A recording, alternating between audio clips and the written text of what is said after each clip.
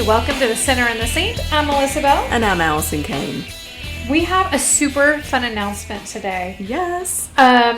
You've probably heard me talking about, oh, God is pushing me to do this, or God's getting me out of my comfort zone for a year, and I've been journaling about it, and I've been dragging my feet. But you may have noticed recently on social media that on my personal account, I have started what you would consider a lifestyle brand. Yes. Yeah, and it's called Evie Jane, and it takes my mother's middle name and my grandmother's middle name. You could read more about the story on eviejane.life, but we've been working behind the scenes for this, and really it is about showing people who God made them to be by loving them well, by participating in radical hospitality, because I do believe that if my mother had experienced anything of this nature, there's a really good chance she'd still be with us today if she had been shown the true love and hospitality of Jesus. Mm-hmm. And that would have given her space to figure out who she was and who God created her to be, so she could not run from herself all the time. I just want to say how proud I am of you for sticking to this and trusting God in this. I mean, He has had her on a journey, and she just has leaned in and dug deep and trusted even deeper into, His plan, and that He's been slowly revealing to you over slowly. But He knew that that's the only way you'd be able to handle it. Right. And if He just had ripped off the Band-Aid and been like, here you go, push you out the door, you would have I would have gotten myself a full-time job to avoid it. Exactly. Yes. And you almost did. I did. But you didn't. And so you got to check it out. You got to check it out, everybody. I've been wearing my "You Are So Loved" t-shirt around to Pilates and on hikes and everywhere. And I love it so much. And you're coming out with new designs all the time. Yes. And I guess by the time this airs, I will have already done Apex Peak Fest. You would have seen us there. But hopefully you'll see more stuff on the website. There's something called Love Letters, which is just encouragement that I have figured out just by being around people like you and just sharing some of the encouragement and wisdom that people like you and Tara and Angie and, my sweet friends have given to me over the years. To speak into the dark places. So there's love letters, and then there's supper club. You'll see that, just encouraging people to gather others in their home, and just opening your arms and welcoming people just so you can love them. Because I feel like if we really do feel loved, which is hard to do in this world, because you can only give the love you've experienced, right? So it's hard to accept something different. And so if you can genuinely understand and grasp the love of God, it just changes everything in your life. Generational curses, trauma, just kind of chisels away at all that stuff. I think for me, that is the most beautiful thing of this, the legacy that you have flipped the script on this generational trauma. Thank you. That you experienced, and for your children and for their futures, and you're creating a new legacy from here on out in your family line. Yeah. And I mean, that gives me goosebumps and actually makes me tear up. You're going to make me cry. I don't cry on the podcast. Today you do. I know. But it is such a beautiful testimony just about what God can do when we let Him in and do the hard work. And, we're always talking about how the hard work is worth it, but it is hard work, and the fruit and the joy that comes from that we could never imagine. And we can say these things because we are experiencing them and trying to live them out ourselves, and God has us on these journeys which is why we can say it. And speaking of, one of your favorite designs is your shirt that says "You Are So Loved," and of course that's the one I have, but I have really been sitting with Matthew 22. One of the things that Jesus said was, love the Lord God with all your heart, your passion, your prayer, and intelligence, or heart, soul, and mind in other translations. That's the most important, the first on any list, but there is a second to set alongside it. love others as well as you do yourself. And we hear this all the time because he says these are the two commandments. They're pegs. Everything in God's law and the prophets hangs from them, is what it says in the Message translation. And I was sitting with that, and we've done a podcast before about how it's really hard to love others as you do yourself when you don't love yourself. Right. But this is a little different. There are things that God has been shining a spotlight on for me and really making me stop. And so I underlined love others as well as you love yourself. But what is that? How? What does that look like? We say it so much. We hear it in church. But how? What does it look like tangibly? Right. That is hard. I mean, we just say these things as Christians, but we don't really consider, okay, how do I put this into action? Mm-hmm. You know, what does this look? I need a formula.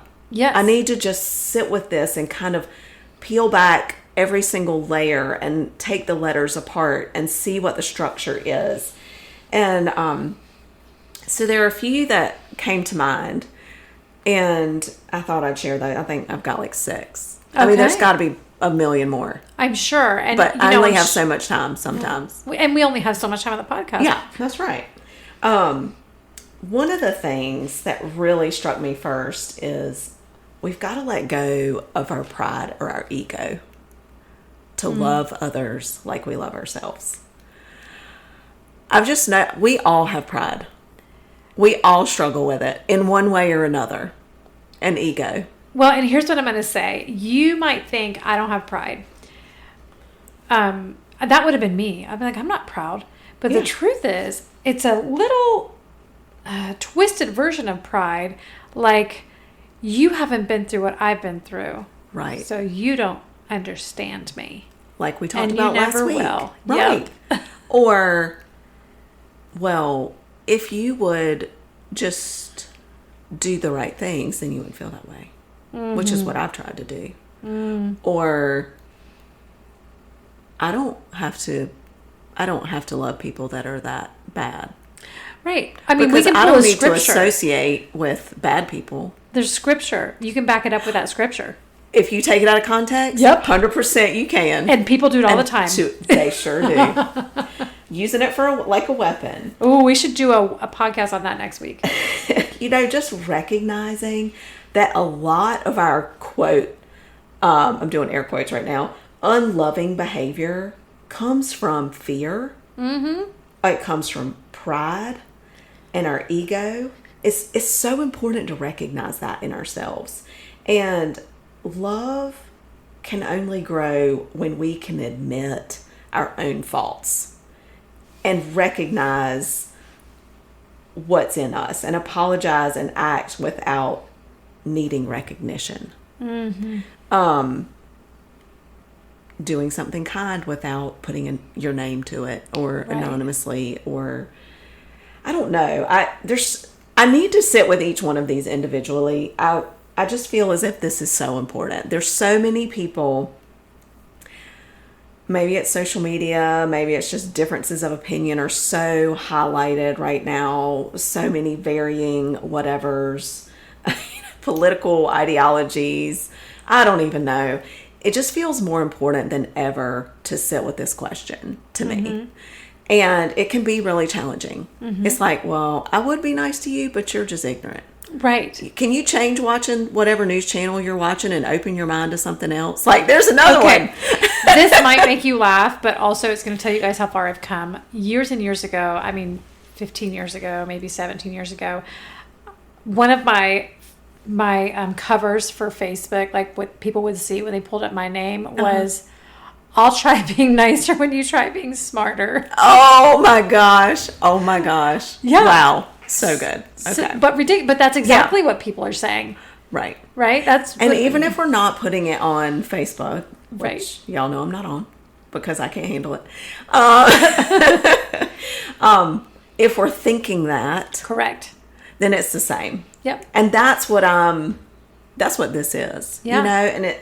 And The next one is kind of being intentional about putting ourselves in the other person's shoes, for lack of a better whatever. I mean, listening deeply to them, speaking kindly, speaking the truth kindly, but being intentional about all of those things as we approach someone that, that we're trying to love. Right. And, for me, if I know it's a difficult situation, I'm already praying over it. Yes. Like, God, give me the words, give me a kind, soft heart. May they only see Jesus in me and not me, Yes. Yeah. And my thing is like, Jesus died for them too. Jesus died for them too. Jesus died for them too. I just keep repeating. Like if somebody's being really ugly or just really mean or just rude, I just keep saying that to myself. And then if I keep saying that to myself, my mouth stays closed. And hopefully I can just, escape the situation without anything unloving occurring. Jesus died for them too. Maybe we should let them go meet them right now. Right. That might slip in. Let me bring you to the feet of Jesus. I was thinking too, we talk about boundaries so much in here, but in our podcast, but also setting to love others as we love ourselves. We have to set boundaries with love, because loving ourselves includes protecting our well-being, our sanity, our physical, mental, emotional, spiritual health, and setting those healthy boundaries, not to push people away from us, but to keep relationships healthy and honest and respectful. Because if you know that you can't go into a situation yet, right, or it's not a good one for whatever reason, one of those categories, it's okay to set those boundaries, to not, because that's loving yourself well. And so if that's loving yourself, then that's loving that other person too. Is that crazy? No, to think that way? No, I think it's great. I think there's a caveat. You need to make sure you're not setting the boundary or using the excuse of a boundary to avoid uncomfortable situations. True. Because God will put you into situations that are uncomfortable to grow you. Yes. And so figure out your intention for setting the boundary. Right. But I think it's great. Yes. Your intentions need to be about a protection of, yes, whether it's a physical, a mental, and this is more extreme, or if you just know fists are going to fly, as you say. Like that's a good boundary to set if you know that that's where it's going. Just don't put yourself in that situation. Yeah, homeschool your kids, Melissa, so you don't get a felony. Okay, that's a very good boundary. Yeah. Oh my gosh, I love it. And this maybe goes back to like pride and ego, but I think these probably all fit under one. But loving others like we do ourselves, if we can learn to truly celebrate other people's triumphs, their successes and their joys, but also mourn with them in their sadness, that's loving them well. That's loving them like we want to be loved, not jealous of their successes or indifferent to any suffering or pain that they're going through. Like rejoicing and grieving with them. That's what we want. So I'll tell you a little trick that I've learned. If I feel, because the enemy sneaks in, right? And so if I feel even a pang, is that a right word? A pang? Yeah, that's good. I like it. A pang of envy or jealousy when I see something, I will immediately respond to that person and say, I am so excited for you. Mm-hmm. And I make myself see it from a good, because you know what I mean? God's economy doesn't make sense. Just because someone else is having a good time that doesn't mean you have to have a bad time. Right. Just because someone else maybe went on a great vacation doesn't mean that was the only vacation up for grabs this year. You know what I mean? And so sometimes when you have a ping of jealousy or envy, it really is a deeper rooted problem. Mm-hmm. Like, oh, I feel like I deserve a vacation, or I really want a vacation. Oh, we can't afford that this year. So what am I going to do instead? You know what? I'm going to have a staycation, and I'm going to, hang out in my garden, and I'm going to sit on the deck. I'm going to invite some friends over. And so don't let the enemy get a foothold when you're scrolling on social media or when someone is announcing something exciting. Get in there, praise God for what he's doing in their lives, and it's going to change your heart. Oh, wow. Yeah, that's so true. And that's also, I think, leads just seeing others in their humanity.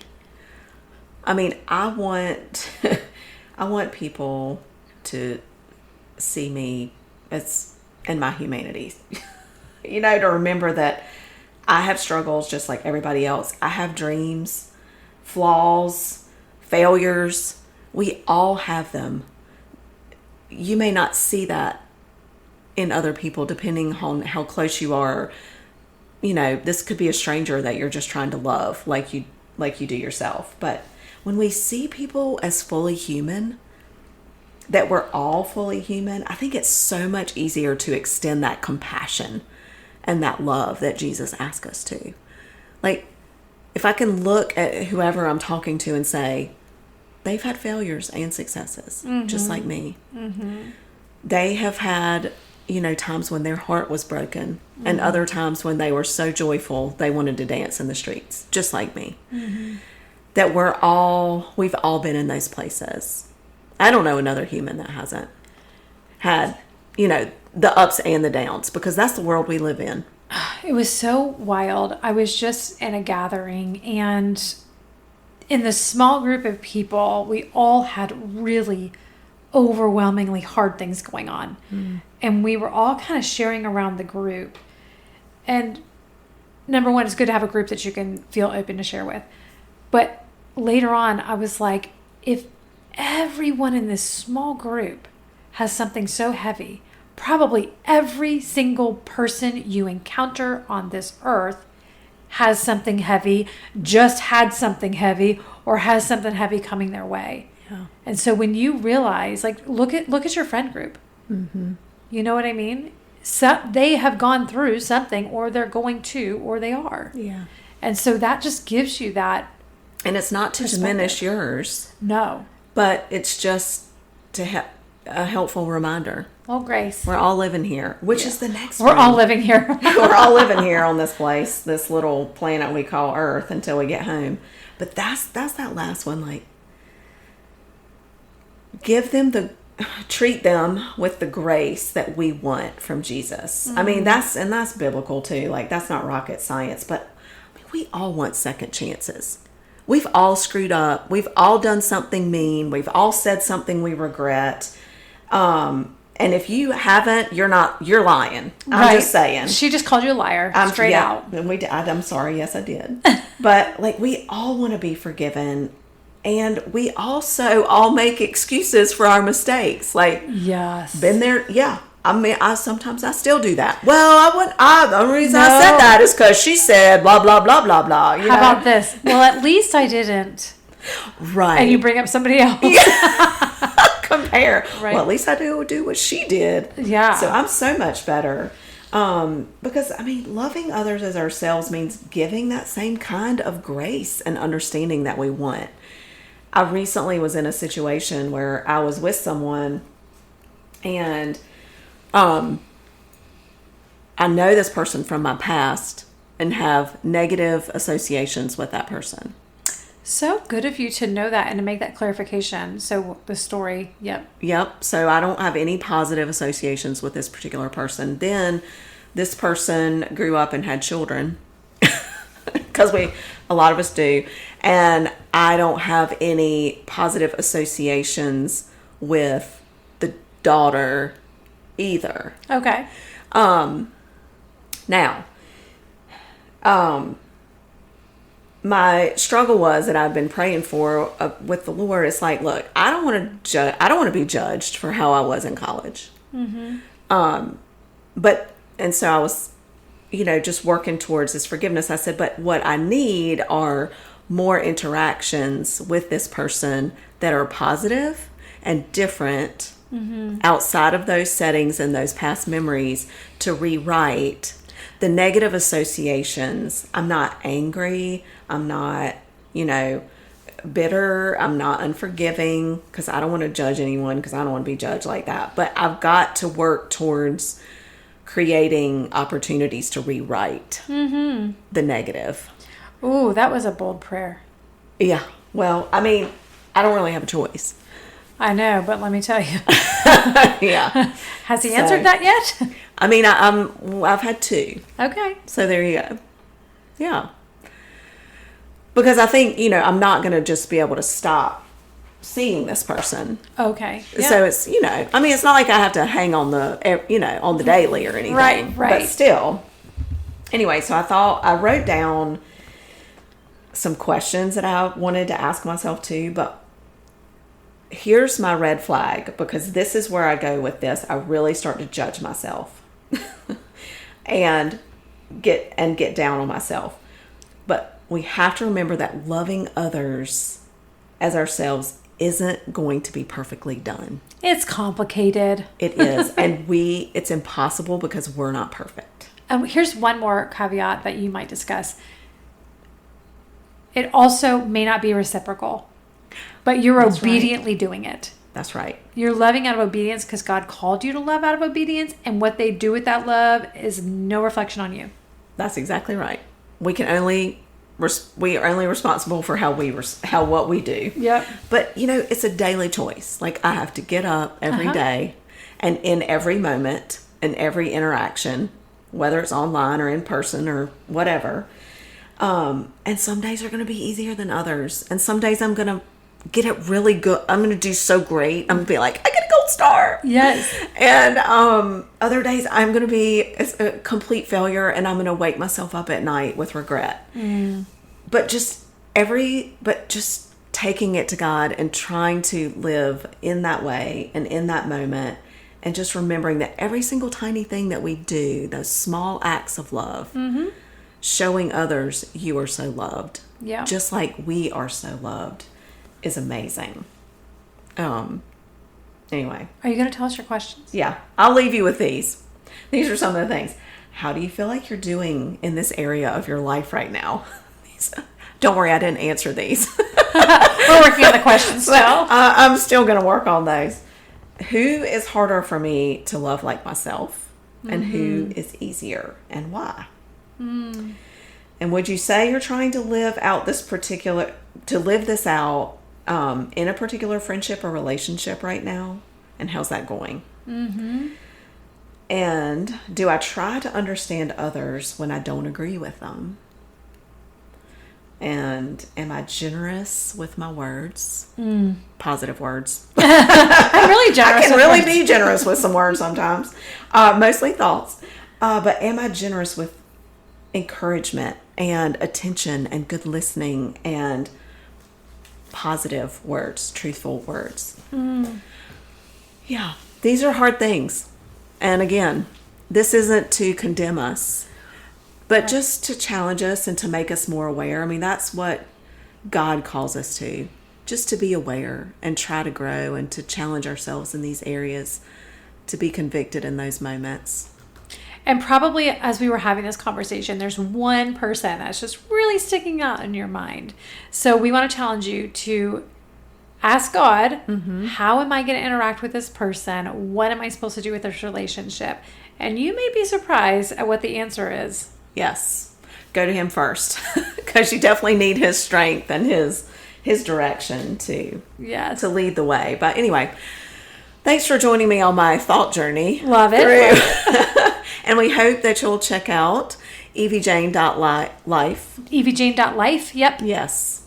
And Evie Jane Official on Instagram, and see some shirts. Yes. And maybe host a supper club.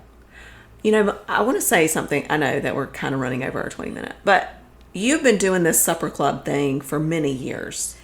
Yes. And you did stop for a little while, and now you've picked it back up again, but you have done this for years. Your turquoise table. Yes. I started gathering people more than a decade ago, and what I've come to figure out through this whole process of figuring out exactly what Evie Jane is is I never was welcomed. I never felt welcomed. And so I just wanted to be invited.